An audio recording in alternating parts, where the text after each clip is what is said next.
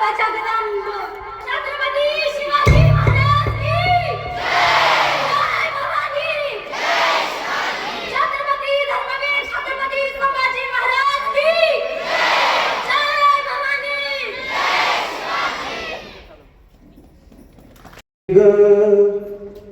गरे निरेसा परम पवित्र जगत वंदनीय भगव्या ध्वजास प्रथमतः कोटी कोटी वंदन करतो.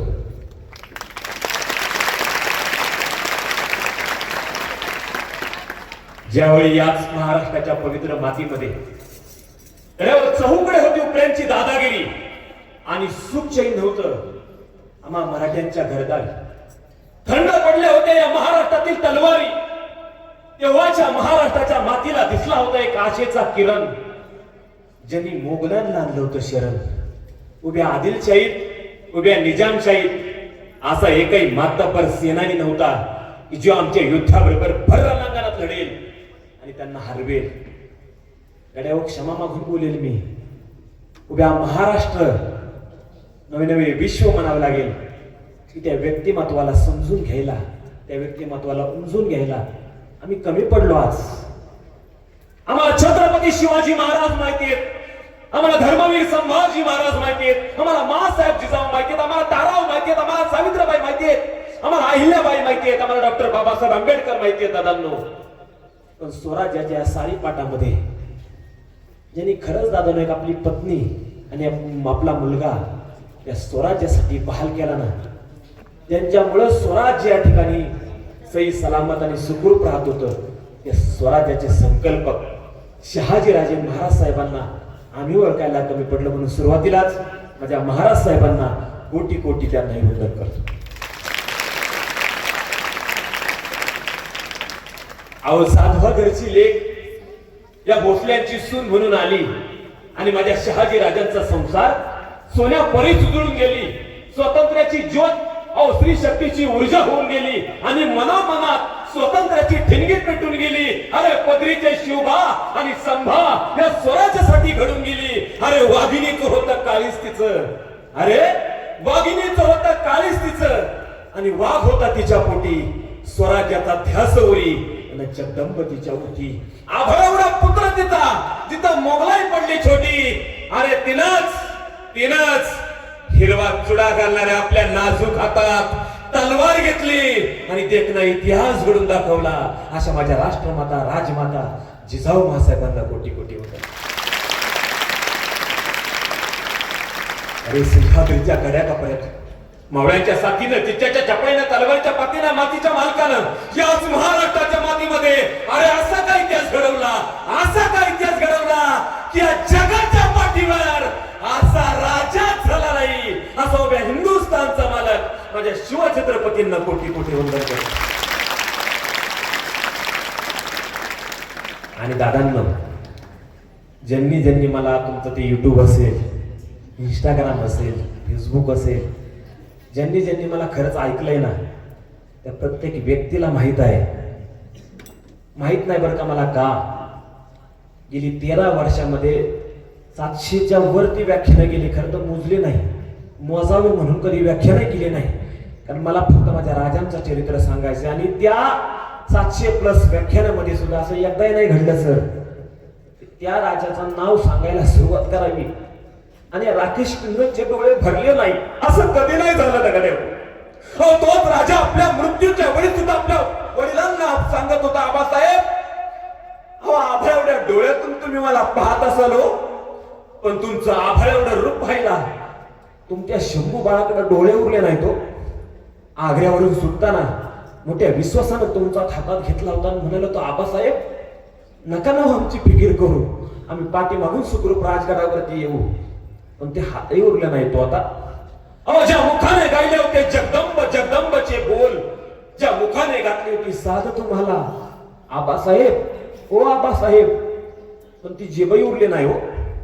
पण एक सांगतो आबासाहेब, अहो माझ्या रक्ताचाच अभिषेक घालून जर या स्वराज्यातली मंदिरं पवित्र होणार असेल आणि शिवपुत्र म्हणून जर मृत्यूशी ओळख होणार असेल तर त्या रायगडीवरच्या जगदीश्वराला एकच प्रार्थना करेन, अरे जगदीश्वरा जेव्हा जेव्हा या धर्मावरती जेव्हा जेव्हा या मातीवरती संकट येईल ना तेव्हा तेव्हा मला जन्माला घालच, पण एक लक्षात ठेव जगदीश्वरा, मला ज्यावेळी जन्माला घालशील ना त्या वेळेस जन्माला घालताना फक्त आणि फक्त शिवपुत्र म्हणून जन्माला घाल असे सांगणारे माझ्या धर्मवीर शंभू राजांना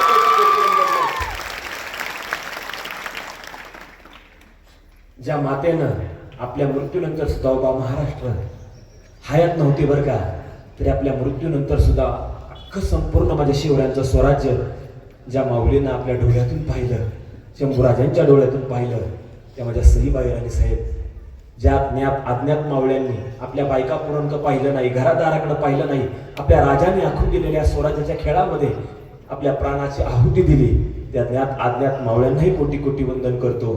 आज सावित्रीबाई फुले क्रांती ज्योती त्या माऊलीचा आज जयंतीचं औचित्य साधून आज हा कार्यक्रम या ठिकाणी होतोय.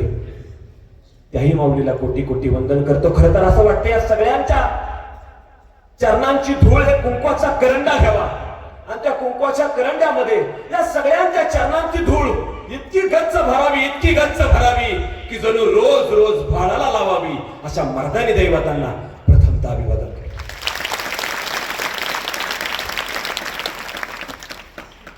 अतिशय जरी उशीर झाला असला तर लय आनंद होतो गड्यावर. का माहितीये का, ही शाळा माझी नाही, पण इथं आल्यापासून वाटतंय ही शाळा माझी आहे. अरे दुसऱ्याच्या शाळेत येऊन सुद्धा ज्या शाळेवरती प्रेम करावं, इतक्या व्हायब्रेशन दादा या शाळेमध्ये. त्या शाळेच्या अर्चना नेवसे मॅडम गेली 5-6 महिन्यापूर्वी त्या ताईंनी कॉल केला होता. त्याच्यानंतर संपर्कातून आजचा हा दिवस आला. मला खरोखर माझ्या आयुष्यात मी फक्त बोलायची म्हणून हँडल मारत नाही बरं का, सकाळपासून मी तो ऑब्झर्वेशन करतोय. माझ्या आयुष्यात कधी न विसरणारी शाळा म्हणजे तुमची बबनराव शिंदे महाविद्यालय. एवढं सुंदर वातावरण आणि एखादं स्टेडियम भरावं आणि सचिन तेंडुलकरने बॅटिंग करावी, हे असं मैदान, असं संपूर्ण हे वातावरण. आता साहेबांनी मगाशी सांगितलं की इथं मुलींनी नाही का, मला तर फार अभिमान वाटला बरं का. जर ज्या शाळेत मुली तलवारबाजी करतात, लाठीकाठी शिकतात, त्या शाळेतल्या पोरीकडे कोणी वाकड्या नजरेने सुद्धा बघायची कोणाची किंमत. अनेक शाळेत जातोय मी, नाही जातोय असं नाही. अनेक ठिकाणी या डिसेंबर महिन्यात संपताला सगळे गॅदरिंगचे कार्यक्रम आहे. पण या जगाच्या पाठीवरती राकेश कुंजननी पाहिलेली पहिली शाळा आहे. नाच गाणं सोडून द्या, पण इथं जय जयकार शिवरायांचा, शंभू राजांचा, आमच्या महापुरुषांचा तिथं शिकवला जातो. ती शाळा अरे महाराष्ट्रात सोलापुरातलाच नाही म्हणत मी. सर्वे केला तर मी म्हणत तुमच्या महाराष्ट्रातली नंबर 1 ची शाळा असेल. आपण काय फक्त आपल्या जिल्ह्यापुरतं बोलतो, तालुक्यापुरतं बोलतो दादा. खरोखर शून्यातून विश्व निर्माण झालेली शाळा आहे. मुख्याध्यापक सर असतील, आल्याला मला सगळ्या गोष्टी दाखवल्या गेल्या दरवर्षीच्या कार्यक्रमाच्या सगळ्या. सागरे सरांनी मनापासून सर्वांचं कोटी कोटी धन्यवाद देतो.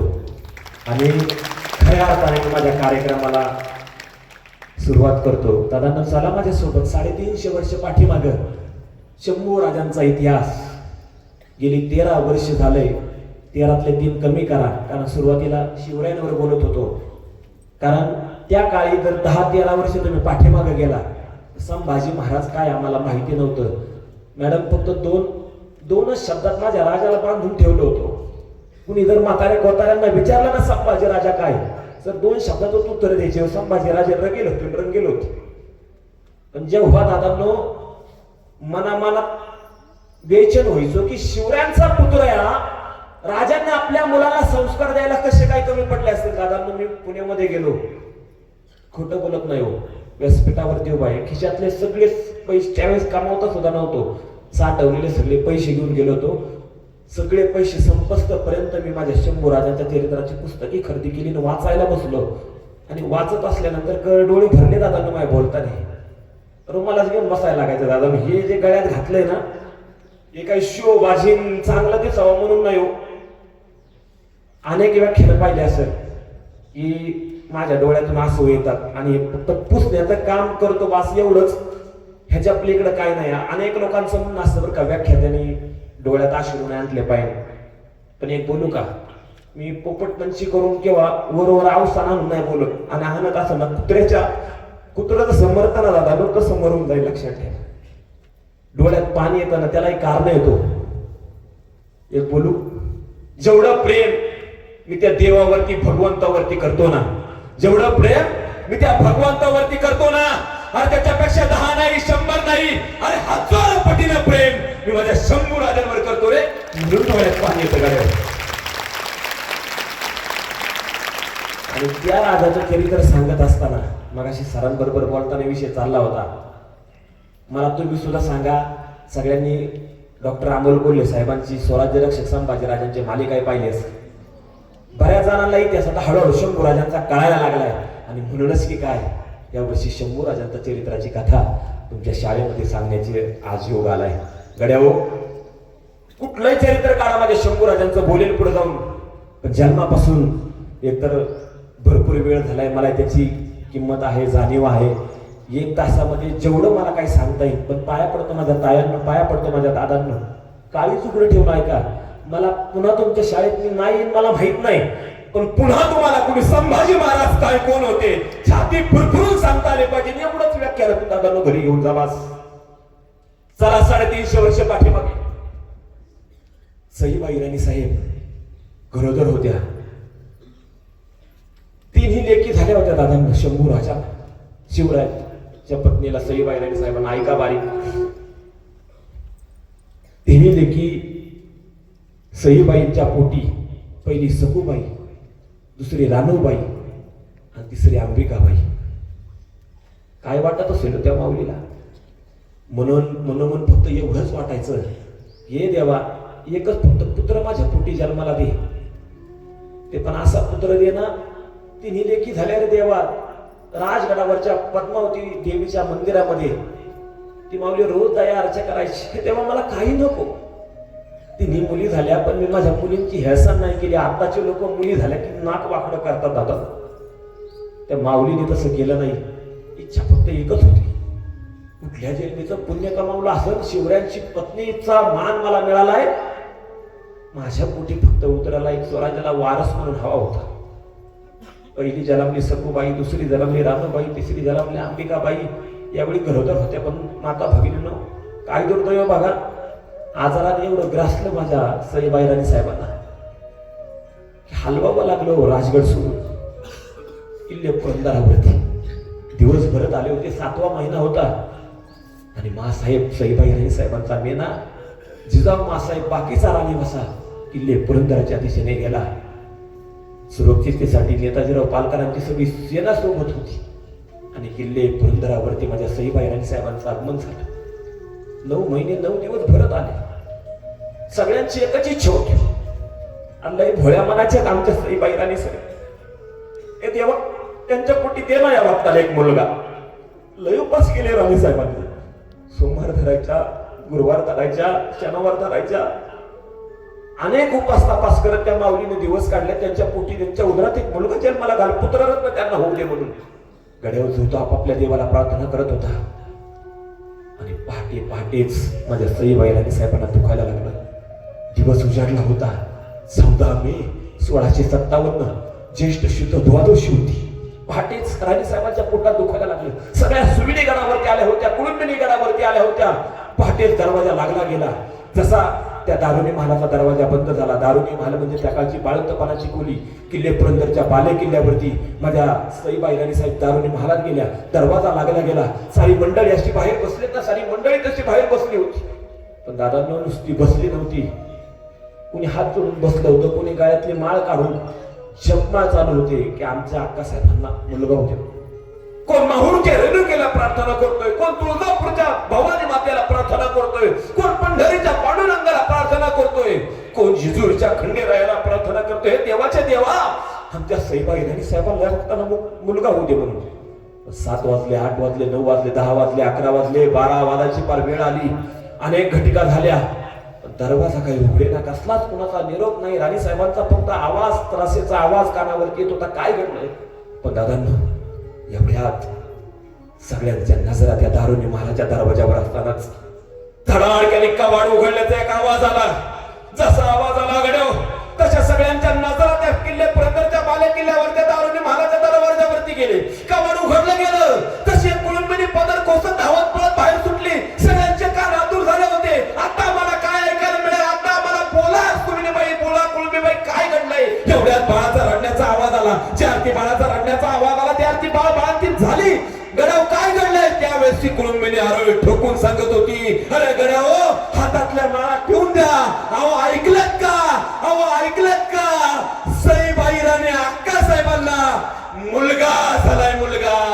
अरे नादान महाराष्ट्राचा, या नादान महाराष्ट्राचा दुसरा मालक सई शिवसईचा शंभूबाळ आणि त्या औरंगेचा खरतर काळ जन्माला आला होता. गड्याओ, जन्माला आला बर का, आनंदी आनंद सगळ्या पुरंदरावरती झाला. माहित नाही बर का आपल्याला संभाजी महाराज म्हटलं ना, आम्हाला फक्त त्यांचं बलिदान आठवतं. आणि संभाजी महाराज म्हटले की शिवरायांचं लेक होय, आम्ही पटकन बोलून जातो.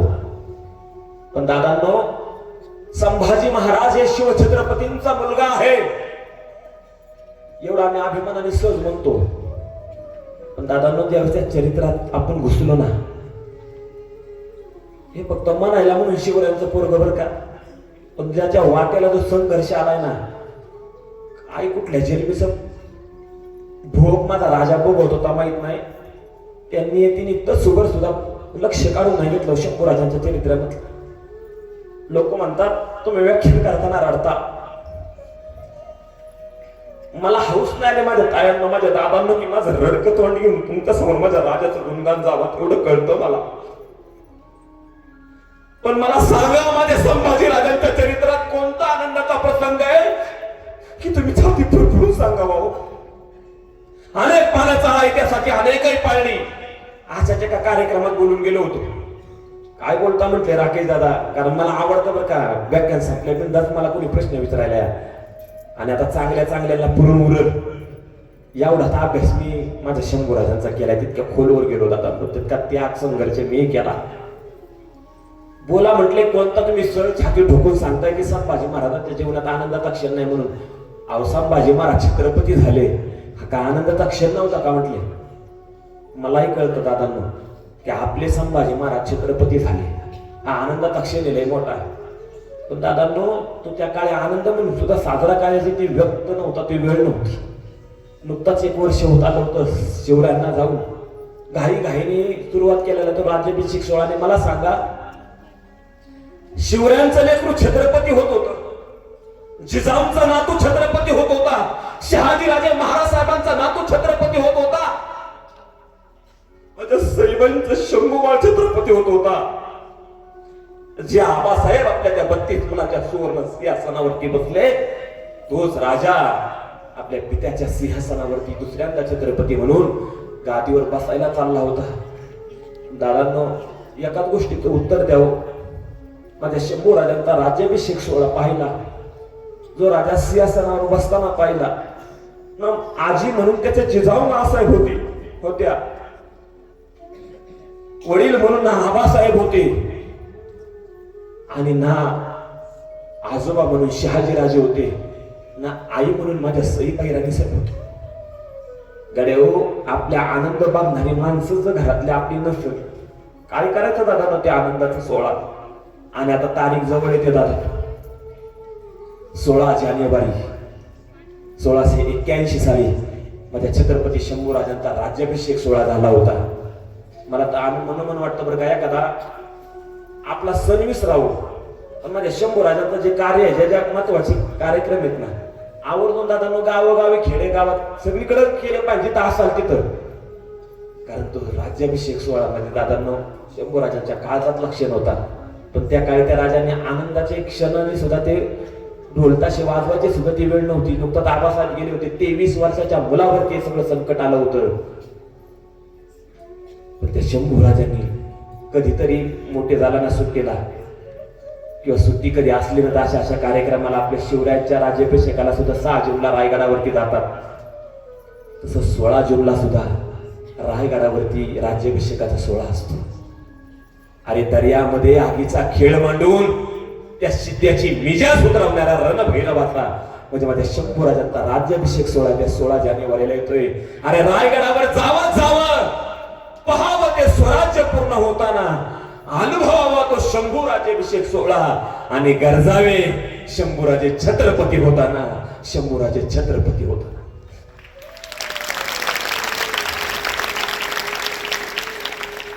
आनंदी आनंद झाला होता.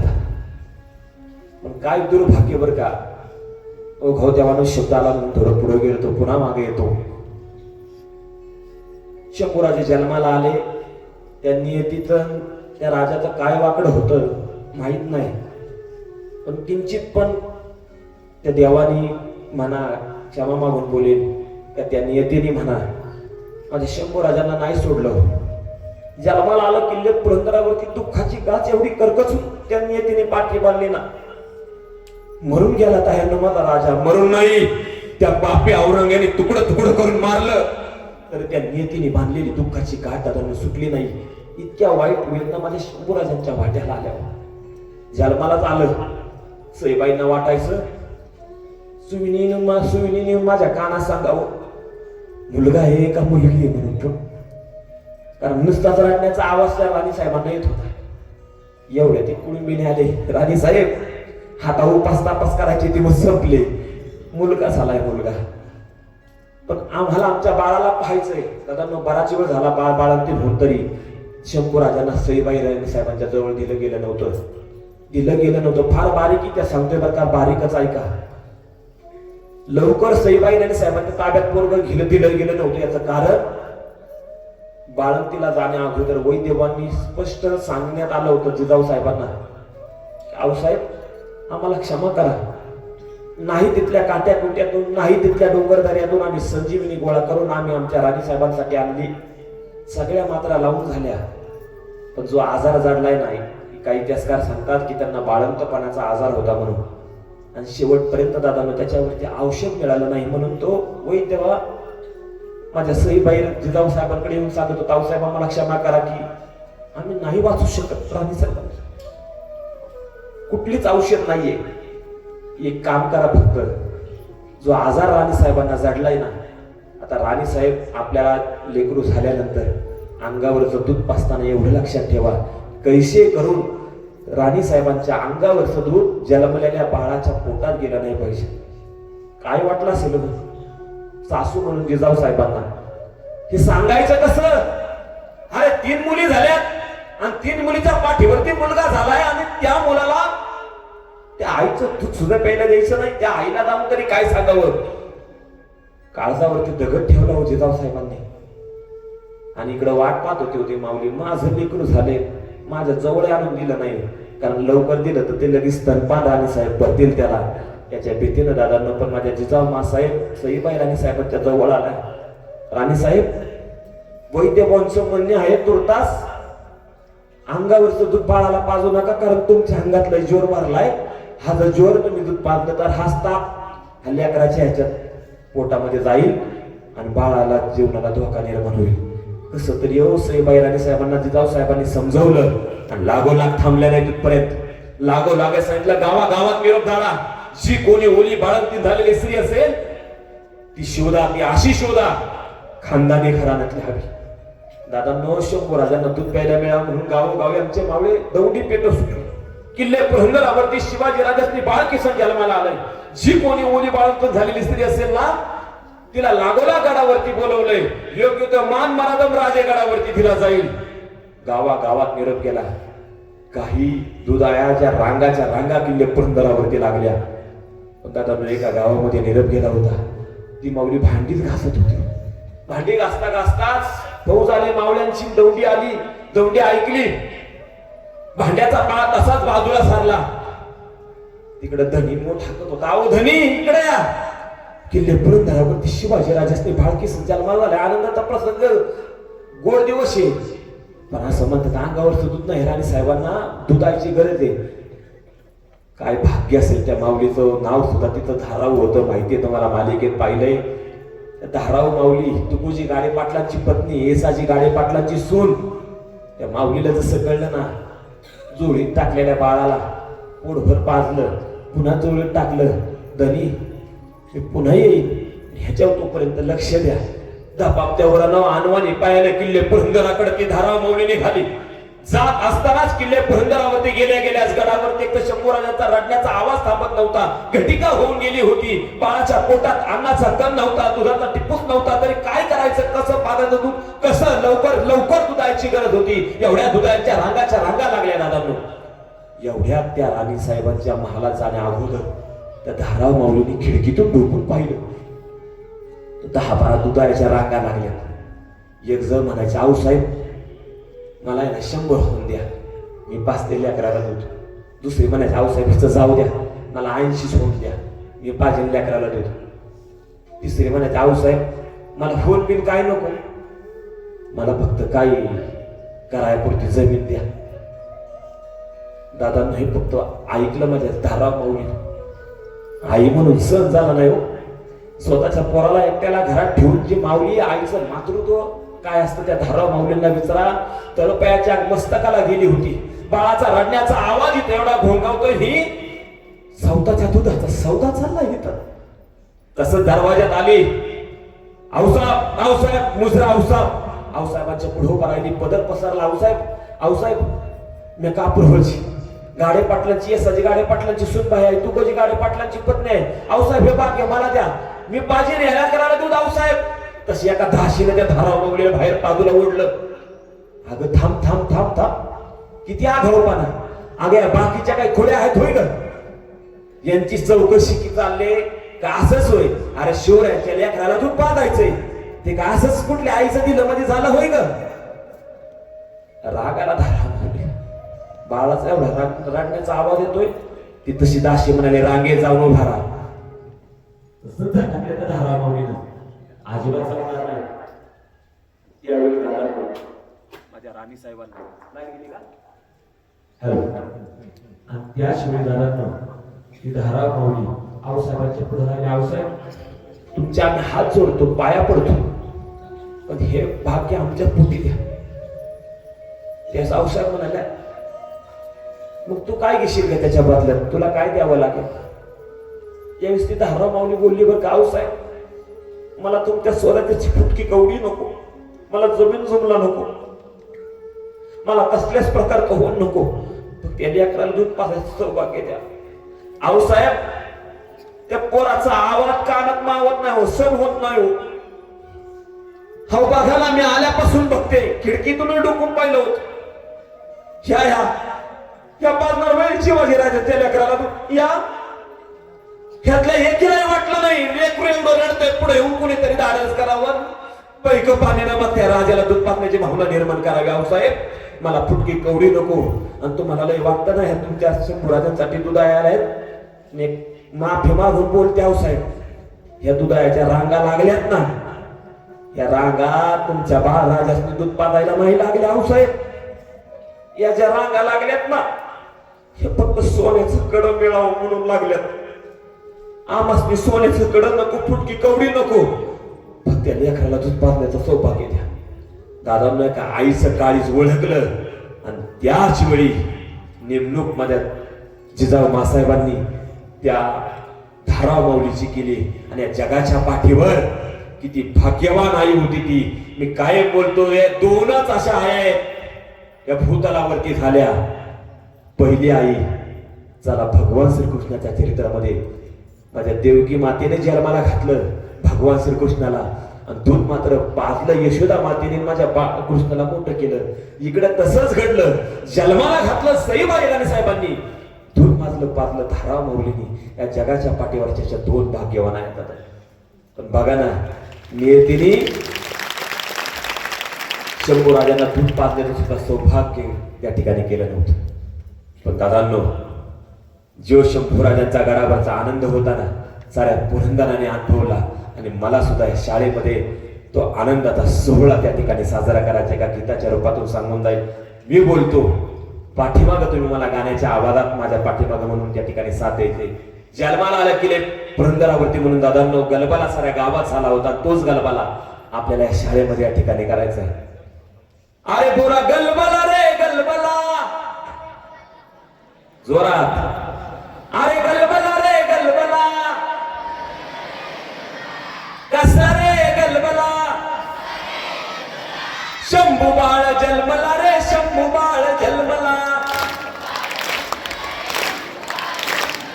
शेजाऱ्याच्या शेजाऱ्याला निरोप धाडीला मोहिमेला न्यारी माझ्या शंभू राजाला. अरे गलबला रे गलबला. अरे कसला रे गलबला. हे शंभू बाळ जन्मला रे शंभू बाळ जन्मला.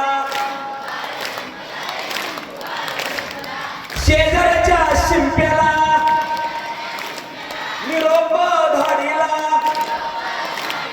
मोहिमेला शेला माझ्या शंभू राजाला. अरे गलबला रे गलबला. अरे कसला रे गलबला. शंभू बाळ जन्मला रे शंभू बाळ जन्मला. शेजाऱ्याच्या माळ्याला निरोप धाडीला फुलांचे हार माझ्या राजाच्या गडाला. अरे गलबला रे गलबला. कसला रे गलबला. शंभू बाळ जन्मला रे शंभू बाळ जन्मला. शंभू बाळ जन्मला रे शंभू बाळ जन्मला.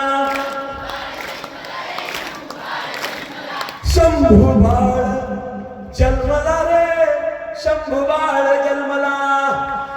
असो दादांनो माझ्या शंभूराजांचा जन्म झाला आणि महाराजांचा हळूहळू बालपण महाराजांचं सुरुवात झाली. शंभूराजे बोलायला लागले, चालायला लागले, खेळू लागले, बोले लागले. 7 वर्षाचं वय झालं शंभूराजांचं. आणि दादांनो अचानक किल्ले राजगडावरती बातमी आली की दादांनो ज्या राजाने स्वराज्याची संकल्पना मांडली, ज्या राजामुळं या मातेला शिवछत्रपती लाभले, ज्यांच्यामुळं या महाराष्ट्राच्या मातेला जिजाऊसारखी राजमाता मिळाली, त्या राजमातेचा अंत करून त्या राजगडावरती भरून आलो होता. आता ऐका बारीक.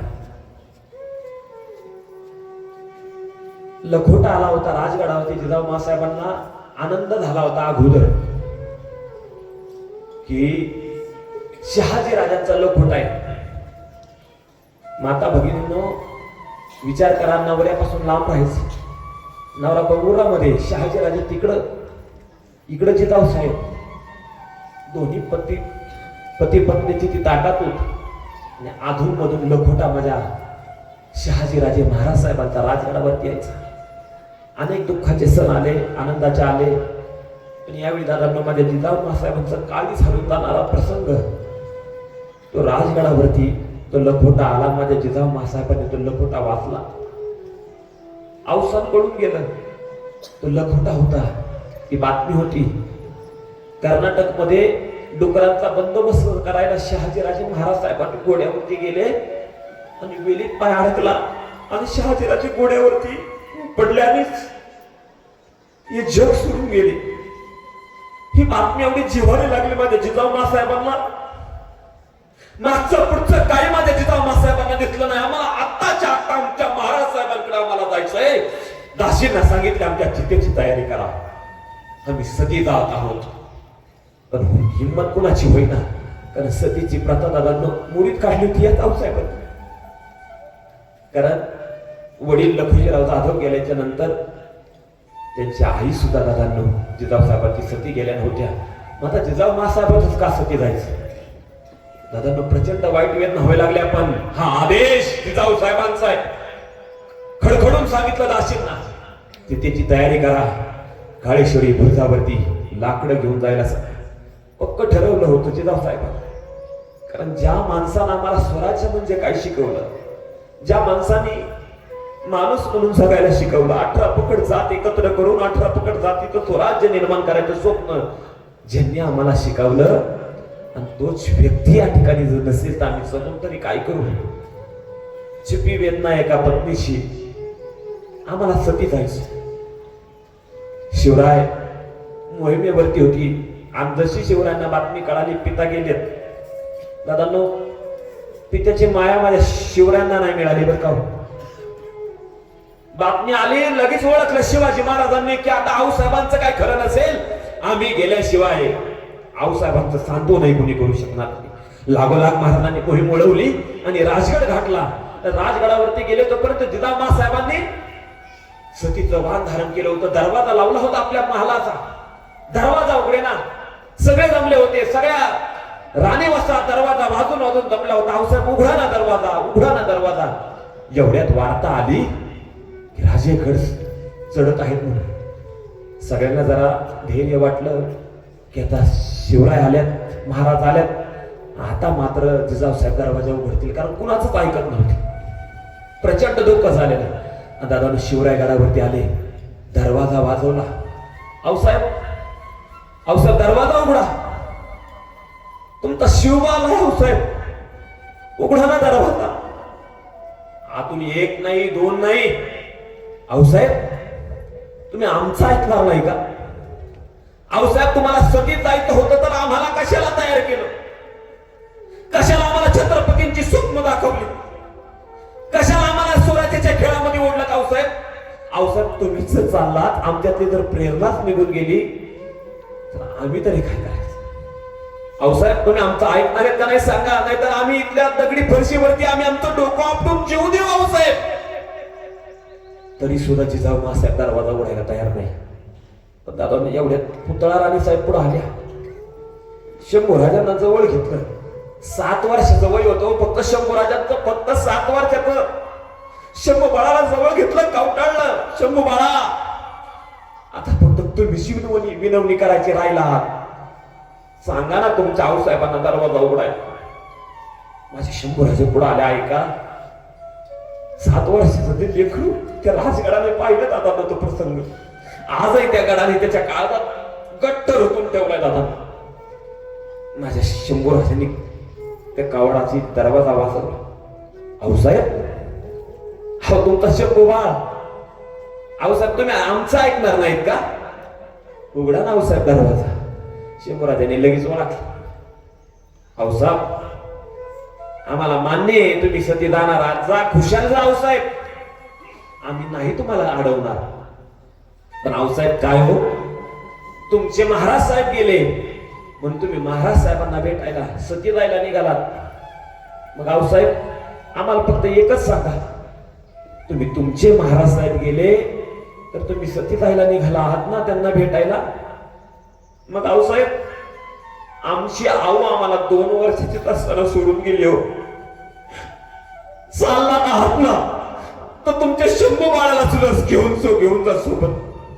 आम्हाला वाटते आऊसाहेब की आम्हाला आमच्या आईला बघायचे आहे, आमच्या मातोश्रींना आम्हाला पाहायचे आहे. आऊसाहेब, चालला तर एकटा नका जाऊ, तुमच्या शंभू बाळाला घेऊन जावा. नाही आठवत आम्हाला आमच्या आईचा चेहरा. दादांनो, त्या शंभू राजांचे ते बोल माझ्या जिजाऊ साहेबांच्या कानात सहन झाले नाही. धडाडक्याने दरवाजा उघडला. शंभू बाळा म्हणून हाक मारली. कडकडून मिठी माझ्या शंभू राजांना मारली. घट्ट आवडून जिजाऊ साहेब म्हणतात, शंभू बाळा, आम्ही तुम्हाला सोडून कुठं जाणार नाही. डोळे पुसले, मळवट पुसला, लागोलाग सांगितलं सदरेवर यायला. सगळ्यांना सदरेवर आले. मध्ये जिजाऊ साहेबांनी सगळ्यात एकच सांगितलं, स्वराज्याचे संकल्पक शहाजीराजे महाराज साहेब गेले ही आमची व्यक्ती खाजगी बाब आहेत. त्याचा सरकारात कुठलाही दिवस वाया जाऊ जाता कामा नये. सरकाराचं काम आजच्या सारखंच कायम चालू राहील. आणि दादांनो, प्रसंग तुमच्या काळजात उतरवला. ह्याची खरी ताकद दादांनो माझ्या जिजाऊ साहेबांना सती जाण्यापासून जर कोणी वाचवलं असेल ना, माझ्या शंभू राजांमुळं. लय क्रांती केली दादा शंभू राजांनी, लय. अरे 8 वर्षाचं वय होतं, किल्ले पुरंदरावरती तह पडला. पण तो मिर्झा राजा जयसिंग आणि दिलेर खानाने डाव टाकला. की जोपर्यंत 23 किल्ले शिवाजी राजा देत नाही तोपर्यंत संभाजी राजा आमच्या ओलीस म्हणून म्हणजे जामीन म्हणून राहतील, तोपर्यंत संभाजी राजांना घ्यायचं नाही.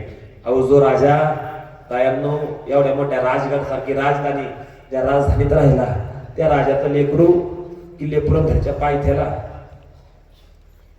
पालं पडली होती. त्या पालात त्या शामिन्यामध्ये माझे शंभूराजे राहत होते. कुणासाठी? स्वराज्यासाठी. आणि हुशार तर एवढे होते सांगून नाही नाही का, या जगाच्या पाठीवर बुद्धी कौशल्याच्या बाबतीत माझ्या शंभूराजांचा नाद नाही करायचा होता. एवढे हुशार होते. बुद्धिबळाचा खेळ खेळत होता मिर्झा राजे जयसिंग, आणि इकडं तख्तावरती शंभूराजे बसलेले. दिलेर खान दोघांचा खेळ चाललाय बुद्धिबळाचा. टक लावून एकदा बघितलं एवढे दिवस चाललाय हा काय आमच्या बरोबर खेळायला येत नाही. मिर्झा राजे जयसिंगाला वाटलं. त्याच वेळेस मिर्झा राजे जयसिंग बोलतोय आपल्या शंभूराजांना 8 वर्षाच्या, क्या देख रहे हो शंभूराजे, खेलेंगे क्या 4 हाथ हमारे साथ. त्याच वेळी दादांनो माझ्या शंभूराजांनी पाणीदारपणे उत्तर दिलं होतं. ऐका, माझे शंभूराजे बोलतात दादासाहेब. त्यांना दादासाहेब म्हणायला लावलेलं माझ्या जिजामासाहेबांनी. का?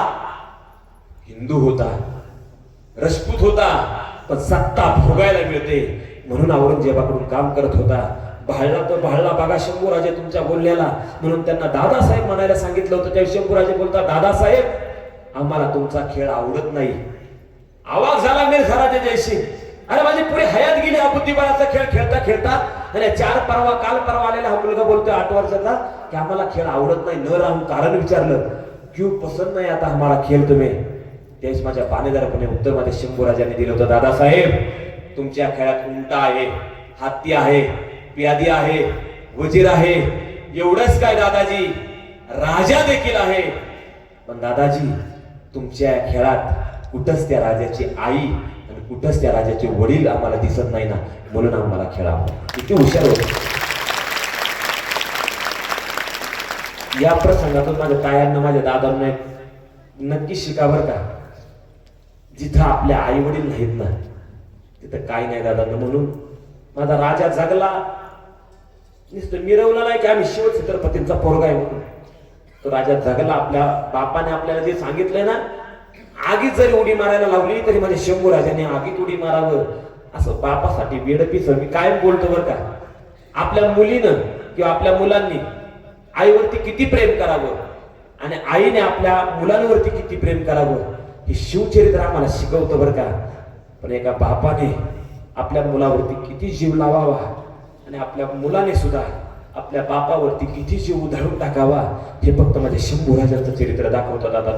प्रचंड हुशार माझे शंभूराजे. एवढंच नाही, त्या दिलेर खानाला वाटलं अरे एवढंच पोरग आपल्या शामियान्यात राहिलं, ओलीस राहिले तर ह्याच्या सगळ्या बातम्या झाल्या. आणि त्या बातम्या झाल्याच्या नंतर दादांनो माझ्या शंभूराजांना ओलीस म्हणून राहिले आता काहीतरी बक्षीस द्यायचं होतं. म्हणून दिलेर खानाने एक घोडा, एक उंट आणि एक हत्ती म्हणून भेट दिला. लय आनंद झाला दिलेर खानाला. अरे आपण काहीतरी, कारण एवढंसं पोरग त्यावेळेस बक्षीस द्यायची पद्धत होती. पण न राहून त्याच्या मनात एक कारण आलं. आपण तलवार दिलाय, घोडा दिलाय, हत्ती पण दिलाय. तलवार घोडा किल्ल्यावरती घेऊन जातील, एवढा मोठा हत्ती, कारण त्याला माहिती होती पुरंदरचा निसा वजीरगड चढता आला नाही त्या दिलेर खानाला, माणसाला चालणं मुश्किल, एवढा मोठा हत्ती कसं काय शंभूराजे गडावरती घेऊन जातील. पण त्याला वाटलं आपण हत्ती आपला माघारी घेऊन जाऊ, मोलाची वस्तू आहे. कारण त्यावेळेस हत्ती नुसतं गोड फुरफुरतो. एखाद्या दारात मोठं तर लय मोठा माणूस असायचा दादा, मग ज्याच्याकडे हत्ती ती किती मोठा असेल. म्हणून त्याला काय वाटलं आपण हत्ती माघारी घेऊन त्याच्या बदले दुसरं काहीतरी भेट, एखादा कांटा वगैरे त्याला त्यांना भेट देऊन टाकू. म्हणून तो दिलेर खान पुन्हा शंभूराजांकडे आला.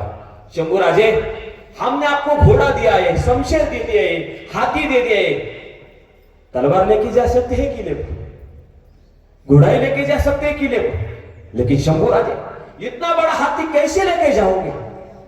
हम एक काम करते हैं, हम हाथी हमको वापस दे दो, हम आपको मोते का कंठा भेट देते हैं. एवढे वाईट टाकले दादांनो. 8 वर्षाचा पोरगा खान साहेब एक तर बक्षीस देऊ नये आणि दिलं तर माघारी ते घेऊ नये. तुम्हाला लय प्रश्न पडल्यात ना, मग आमच्या सुद्धा प्रश्नाचं उत्तर द्या. माझे शंभूराजे किती हुशार होते. ऐका, माझे शंभूराजे बोलले खान साहेब हत्तीचं काय करायचं आम्ही आमच्या तान्हाजी काकांना, आम्ही आमच्या येसाजी काकांना सांगू, जीवाचं रान करा, हत्तीसाठी पायवाट करा, खोदून खोदून गडाला वाट करा. पण तुम्ही दिलेला बक्षीस पात्र हत्ती आम्ही कैसे करून आम्ही आमच्या राजगडावरती घेऊन जाऊ. पण खान साहेब, तुम्हाला तसा प्रश्न पडलाय ना, तसा प्रश्न आम्हाला सुद्धा पडलाय. बोलो शंभूराजे. त्याच वेळेस माझा छावा बोलत होता, खान साहेब, जे तहात आमच्या मावळ्यांनी रक्ताचं पाणी करून मिळवलेले 23 किल्ले तहात तुम्हाला आमच्या आबासाहेबांनी दिलेत. मग आता खान साहेब, जाताना दिल्लीला चाललाय नव. मग जाताना दिल्लीला जाताना आमच्या आबासाहेबांनी रक्ताचं पाणी करून बांधलेले मिळवलेले 23 किल्ले तुम्ही तुमच्या दिल्लीला कसे घेऊन जासाल याचा प्रश्न मला पडला. किती हुशार होते शंभूराजे. टाप नव्हते दादांनो. 16 भाषामध्ये शंभूराजांना येत होते. एवढंच नाही, जो राजा वयाच्या 14व्या वर्षी बुधभूषण सारखा संस्कृत ग्रंथ लिहितो, किती विशाल असेल दादांनो तो राजा. विचार करा. पण तायांनो, दादांनो, हे फक्त बोलण्यापुरतं घेऊ नका. बाजारात पुस्तकं आहेत, पाठ्यपुस्तकाबरोबर कधीतरी माझ्या शंभूराजांची सुद्धा पुस्तकं वाचा. अरे, वयाच्या 14व्या वर्षी एक राजा कसा असावा, राजाची राजनीती कशी असावी, गडकिल्ले कसे बांधावे, राजाचं अष्टप्रधान मंडळ कसं असावं, चारित्र्याबद्दल राजा कसा असावा, अशा अनेक गोष्टी धर्मवीर शंभूराजांनी वयाच्या 14व्या वर्षी त्या बुधभूषण मध्ये संस्कृत ग्रंथात लिहिले. दादा, तो वाचण्याची गरज आहे. पण मला दुर्दैव याचं वाटतं बरं का, शंभूराजांचा इतिहास आम्हाला कळायला लागलाय. मी तर गावोगावी सांगत असतो. आणि आता शालेय कार्यक्रम आहे, कुणीतरी पुढाकार घ्यावा, कुणीतरी ह्याच्या हातून पाठीमागं लागावं. आणि ज्याने कुणी लागलं ते जर कार्य सिद्धीत गेलं ना दादांनो, त्या सांगण्याचं हेच झालं, म्हणायचं सार्थकच झालं दादा. याचं वाक्य सांगायचं म्हणजे दादांनो, माझ्या शंभूराजांची शिवरायांचा 4थीला गाठ पडते हो. शिवरायांची ना आपली यत्ता 4थीला इतिहासाच्या पुस्तकात. पण बोलताना इतकं वाईट वाटतं. आम्हाला शिवाजी महाराज माहिती आहेत, पाठ्यपुस्तकात शिवरायांच्या अनेक गोष्टी आम्ही शिकायला मिळतात. पण माझ्या शंभूराजांनी कोणतं पाप केलंय की माझ्या शंभूराजांची जर कुठं दाखवायला म्हणून सुद्धा पाठ्यपुस्तकात कुठं वळण आहे शंभूराजांचा इतिहास की आम्ही आमच्या मुलांना शिकवावं. भाग्यवान मुलं आहेत माझ्यासारखे वेड्याला बोलून निदान पुस्तकात जरी शंभूराजे नसले तरी माझ्या शाळेत आमच्या पोरांना संभाजीराजे कळाले पाहिजे म्हणून माझ्यासारख्या नाही व्याख्यानाला बोलून कार्यसिद्धीत जाते दादा. मी याचाही आनंद आहे मला. पण वाटतो माझ्या शंभूराजांच्या सुद्धा 4 ओळी कळाव्यात. कारण माझ्या शंभूराजांनी तेवढं केलंय. स्वतः 32 उपग्रंथाचं माझ्या संभाजीराजांनी लिहिले. त्याच्यानंतर 3 पुढं ग्रंथ लिहिलेत, नखशिखा, नायिकाभेद, 7 सतत, हे सगळे ग्रंथ दादांनो माझ्या धर्मवीर शंभूराजांनी लिहिलेत. हे वयाच्या 16 वर्षाच्या नंतर दादांनो 14व्या वर्षी बुधभूषण लिहायला घेतला, त्याला 2-3 वर्ष गेले. त्याच्यानंतर 3 हे हिंदी भाषेतले ग्रंथ दादांना माझ्या शंभूराजांनी लिहायला गेले. अरे 120 लढाया माझ्या शंभूराजांनी केल्या. एकाही लढाईत माझा राजा कधी हरला नाही. कुठल्याही प्रकारचा ताव माझ्या धर्मवीर शंभूराजांनी केला नाही. अरे आरमार एवढी मध्ये पाण्यात होती, एकही आरमार माझ्या शंभूराजांनी बुडू दिलं नाही. त्या औरंग्याला वाटलं शिवाच्या जाण्याच्या नंतर हे संभाजी आपण सगळे किल्ले घेऊ, किल्ले तर सोडाच, मूठभर माती सुद्धा त्या औरंग्याला घेऊ दिले नाही. याला राजा म्हणतात.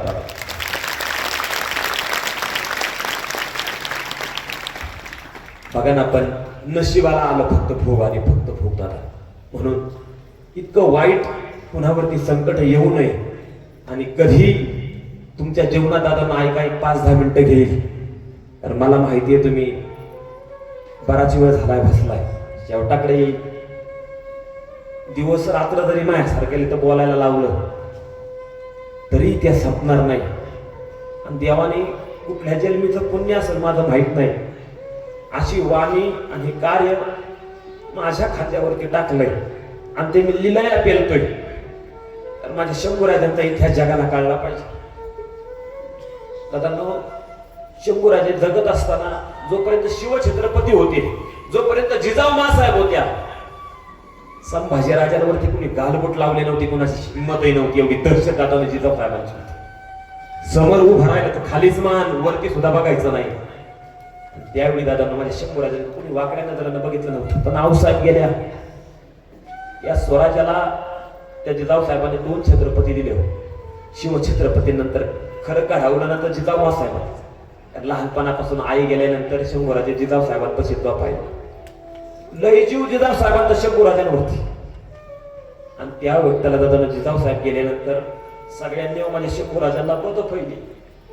व्यसनी आणि आजपर्यंत तुम्ही आम्ही बघताय कथा कादंबरीकारांनी काहीला अंडरलाईन करा बरं का, काही लय रंगवले दादा, काही नाटकं काढली मॅडम, हातात गजरे घेऊन दाखवले शंभूराजांना. लय वाईट, एवढ्या जे कल्याणच्या सुभेदाराची सून ज्या राजानं आईच्या मानानं माघारी पाठवली त्या शिवऱ्यांचं ते लेकरू होतं, पक्की बदनामी करून टाकली होती. पण काही इतिहासकार दादांना सूर्य जसा झाकत नाही ना, उगवल्याशिवाय राहत नाही, सत्य नाही झाकत. मग वासी बेंद्रे असेल, चौकमल बुकले असतील, देशिकराव पवार असतील, नाना इतिहासकारांनी दादांना, मग डॉक्टर अमर कोल्हेंची मालिका असेल, आता छावा चित्रपट असेल, दादांना माझ्या शंभूराजांचा खरा इतिहास कळायला लागला नाही तर दादांनो शंभूराजांचं जगणं मुश्किल करून टाकलं होतं. शंभूराजांना कधी असं वाटायचं घराखाली जायचं ना, असं वाटायचं आता विषयाचा पेला उठाड करावा, निघून जावा आपल्या आईच्या जवळ, एवढं. कारण संभाजीराजे म्हणजे श्रीलंपट, संभाजीराजे वेसली दारोडे, इतका चुकीचा इतिहास दादांना माझ्या शंभूराजांचा उभा केला होता. सत्य बाहेर आलं, काळजातली गोष्ट सांगेल आणि शेवटला पूर्णविराम देईल. संभाजीराजांच्या जीवनात आई गेली त्याचे एवढं दुःख त्या राजाला झालं नाही, कारण कळतच नव्हतं. पण सगळ्यात मोठं दुःख होतं छत्रपती शिवाजी महाराजांचं देहावसान. दादांनो संभाजी महाराज पन्हाळ्यावरती होते, दक्षिण दिग्विजयची मोहीम करून नुकताच महाराज रायगडावरती आले. आता काय घडलं इतिहास काय नाही देवाला माहित. दादांनो असं म्हणतात की शिवछत्रपती आजारी होते, पण माझ्यासारख्या अभ्यासकाला विचारला आजारी होते तर महाराज गेल्याच्या नंतर 10 दिवस गडाचे दरवाजे का बंद ठेवले होते? का नाही वाटलं की स्वराज्याचा राजा गेलाय, प्रजेला सोडायचो, निदान त्याच्या लेकराला तरी बोलव म्हणून. 3 एप्रिल 1680 चैत्र पौर्णिमा, हनुमान जयंती, रायगडावरती तसं दशरथ राजाने राम राम म्हणून जीव सोडला ना, तसंच माझ्या शिवछत्रपतींनी शंभू बाळा शंभू बाळा शंभू बाळा म्हणून जीव सोडला. एकच वाटत होतं शेवटच्या क्षणी माझ्या मुलाला एकदा भेटावं. कारण दादांनो शिवछत्रपतींच्या काळात लई मोठी गोष्ट राहिली होती. ती गोष्ट अशी, आजही आम्ही बदनामीच्या ओघा संभाजीराजांची बोलताना काय बोलतो माहितीये का, संभाजीराजे दिलेर खानाला जाऊन मिळाले होते. तर स्वतः काळजावरती दगड ठेवून शिवछत्रपतींनी सांगितलं होतं त्यांना, शंभू बाळा ज्यावेळेस दक्षिण दिग्विजयच्या मोहिमेला गेले, तुमच्याकडे काय आम्ही मागितलं तर आम्हाला द्याल का? आबासाहेब फक्त इशारात करा, आम्ही काय करायचं ते तुमच्यासाठी आम्ही वेडे पिसे आहोत आबासाहेब. त्याच बोलले, अरे वेड्या आम्ही तुमचा जीव नाही मागत शंभू बाळा, एकच काम करा, आम्ही जोपर्यंत दक्षिण दिग्विजय मोहिमेला जातोय तोपर्यंत तुम्ही स्वराज्यावर, आम्ही जर तिकडे गेलो तर स्वराज्यावरती शत्रू आक्रमण करेल आणि स्वराज्य धोक्यात येईल, म्हणून शंभू बाळा तुम्ही दिलेर खानाला जाऊन मिळसाल का?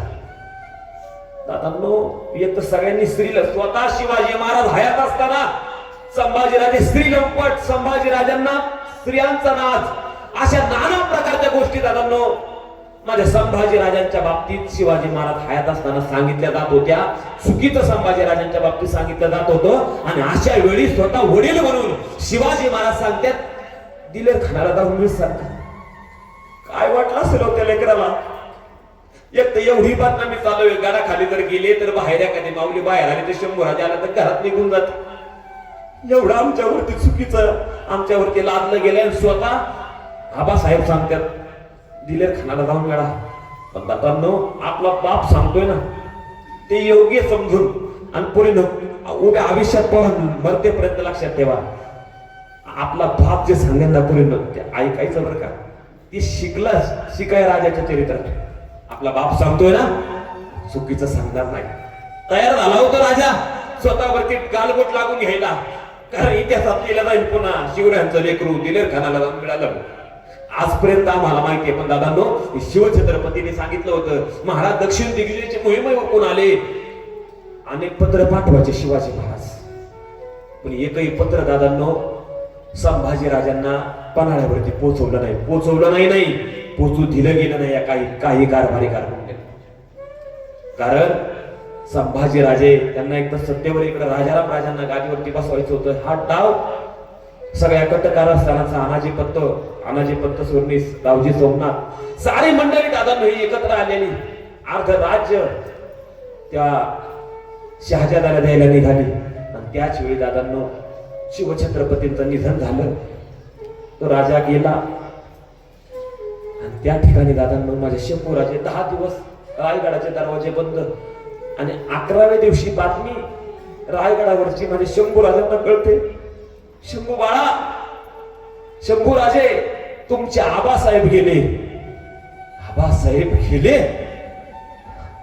अरे आता निरोप केला होता आबासाहेब पणाच्या शेवटच्या भेटीतून आम्हाला बोलून गेले की आम्ही लवकरच तुम्हाला गडावरती बोलवतो, वार्ता आले, आबासाहेब गेले. ते पण काहीच नसताना झालेलं. दादांना भोळी पडले माझे शंभू छत्रपती. आणि शिवछत्रपती गेल्याच्या नंतर संभाजी राजाने यायला जवळपास महिना 1.5 महिना लागलाय. 3 एप्रिलला महाराज गेल्यात आणि जवळपास 1.5 महिन्यांनी शंभूराजे गडावरती आल्यात. मग मला सांगा, एवढे बापासाठी बेडापीस असणारा राजा आपल्या घरात जरी आपण कुठेही गेलो जगाच्या पाठीवरती, घरात असं घडलं तर आपण तिथून माघारी घरी येऊ, मग एवढंच विचार करायचे असं चिंतन करत असताना शंभू राजांना यायला 1.5 महिना का लागला?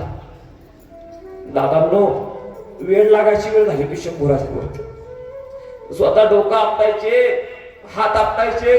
काय पाप केलं की देवा समान आमच्या आबासाहेबांच्या शेवटच्या क्षणी नाही डोळ्यांनी पाहू शकलो नाही, हाताने अग्नी डाग नाही देऊ शकलो.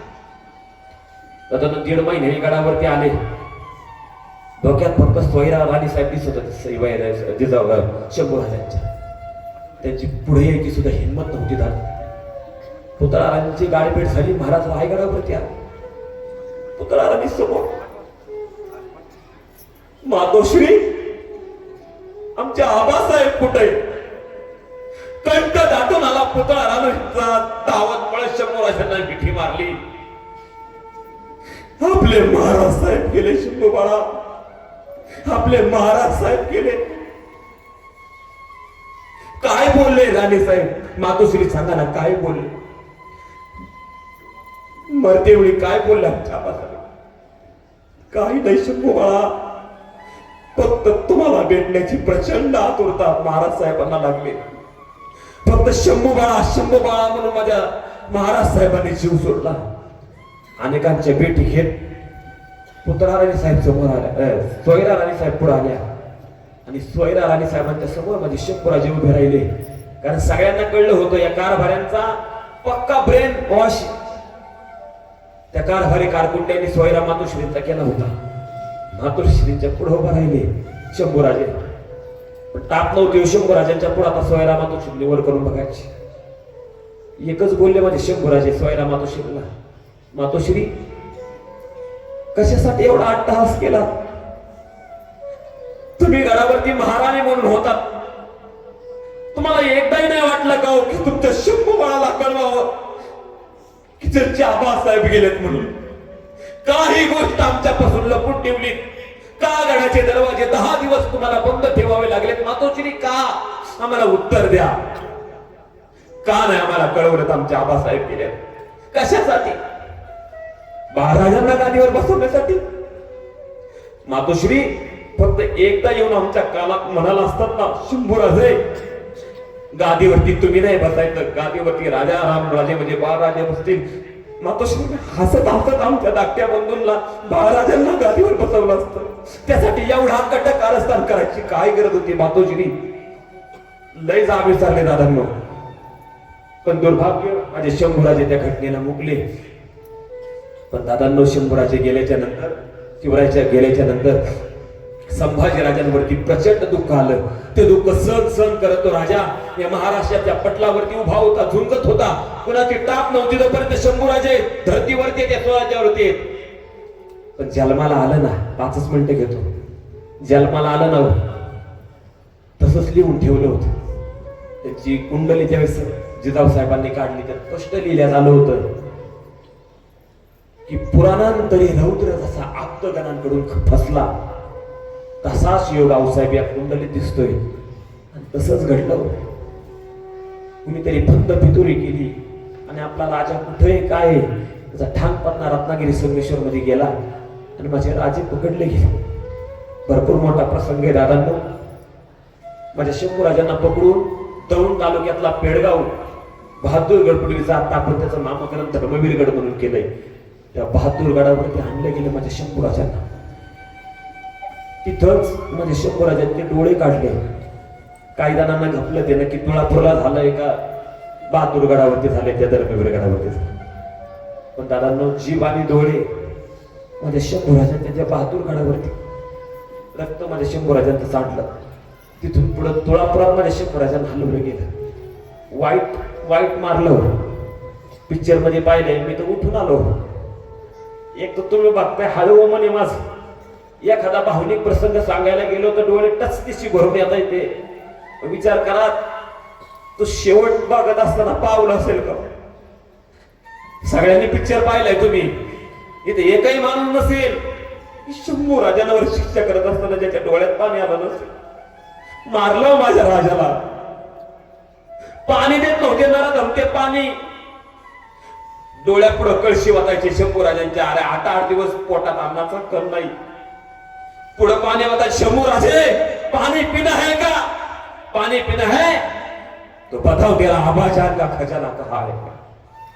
पण दादांनो तो राजा सांगत नव्हता त्या मातीशी इमानदारी कशी राखावी ना, या मातीसाठी धर्म कसा जगावा ना.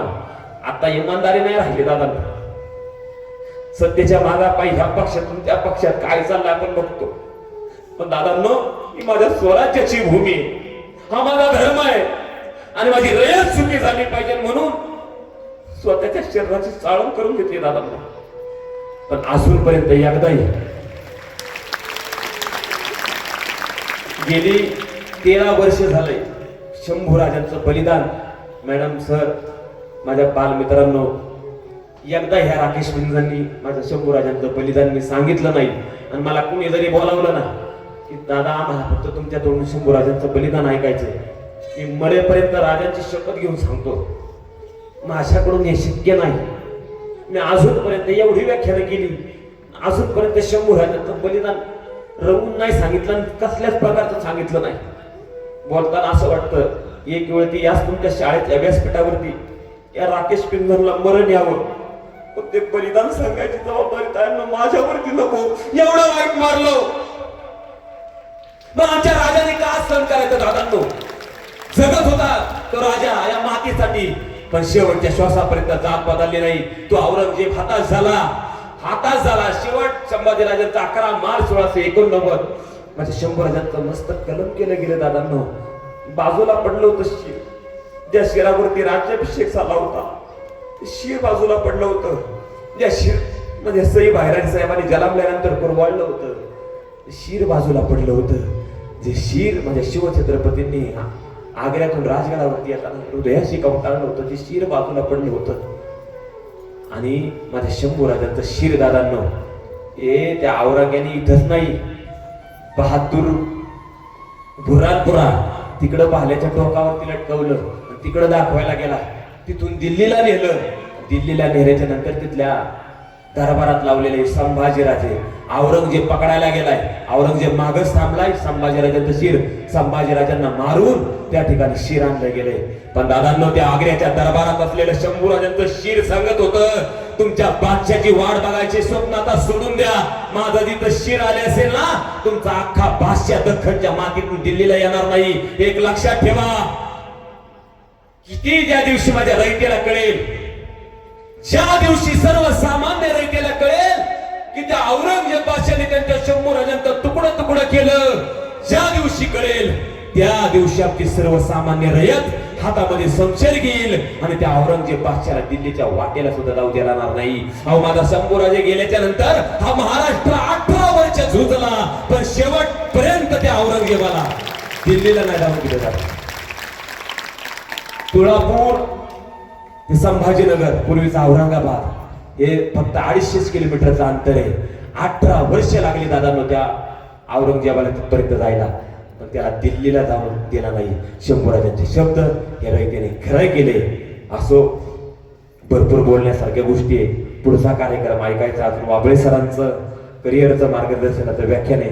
आणि तायांनो दादांनो तुम्हाला दाद दिली पाहिजे. सगळे कार्यक्रम उशीर झालाय, तुम्ही मांडी घालून बसलाय. एवढ्यावरती एवढ्या वेळ मांडी घालून बसणं, आपल्या राजाचं चरित्र आपल्या राजासाठी ऐकणं तुम्हाला खरोखर सलाम करतो. आणि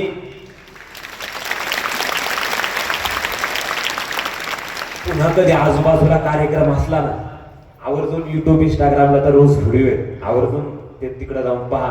आजूबाजूला कुठं फ्लेक्स बॅनर पाहिले ना, माझं नाव नाही लक्षात ठेवलं तरी चालेल, पण व्याख्यानाचा विषय संभाजी महाराज असेल, शंभूराजांचं चरित्र ऐकायला नक्की या.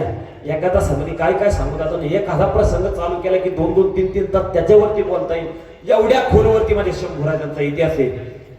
शाळेने मला आवर्जून या ठिकाणी माझ्या शंभूराजांचं चरित्र सांगण्यासाठी बोलवलं, त्याबद्दल सर्वांच या ठिकाणी धन्यवाद मानतो. आणि बलिदान नाही जाता आलं, सांगता आलं म्हणून जाता जाता एक सुंदर गीत गातो आणि सेवा थांबवतो. अरे देश धर्म पर मिटने वाला शेर शिवा का छावा था, महापराक्रमी परम प्रतापी एक ही शंभू राजा था. तेज पुंज तेजस्वी आंखें निकल गई पर झुका नहीं, दृष्टि गई पर राष्ट्र उन्नति का दिव्य सपना मिटा नहीं. देश धर्म पर मिटने वाला शेर शिवा का छावा था, महापराक्रमी परम प्रतापी एक ही शंभू राजा था. जो हकटी खून बहाया हो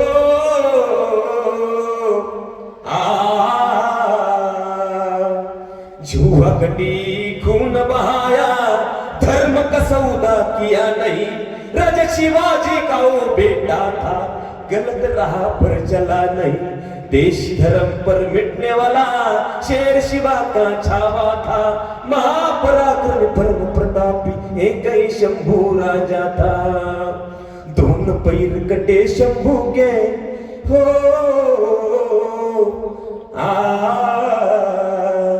दोन पैर कटे शंभू के, दोनों हाथ भी कटे गए. शेर मराठा शंभू हमारे हौसलों से डटे रहे. तूफानों पे भारी पड़ाओ ऐसा अद्भुत लावा था, महापराक्रमी परम प्रतापी एक ही शंभू राजा था. अरे कोटि कोटि कंठों में तेरा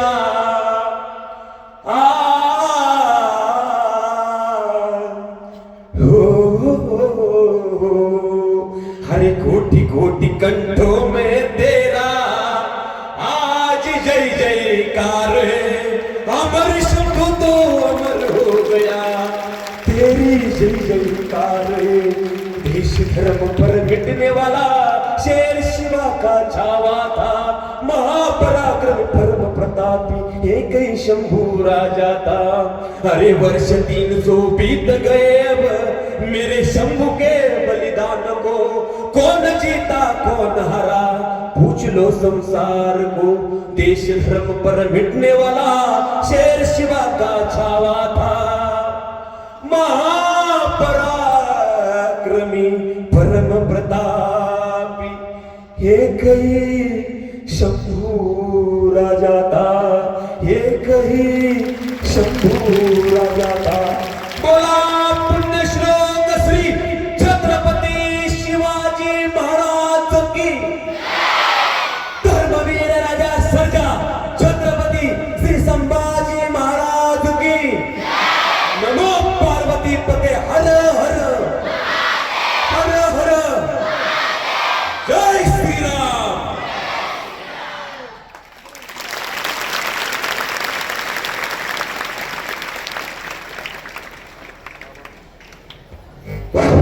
सिंहाचा जबडा फाडणारा, हिंदू धर्म राखणारा, मृत्यूलाही जिंकणारा मर्द मराठा, शिवबाचा छावा, स्वराज्याचं धाकलं धनी, धर्मवीर श्री छत्रपती संभाजी महाराज यांच्याविषयी आपण जे प्रेरणादायी विचार मांडले, त्यामुळे आजच्या तरुणाईला एक निश्चित दिशा मिळेल अशी मी आशा व्यक्त करते आणि आपणास धन्यवाद देते.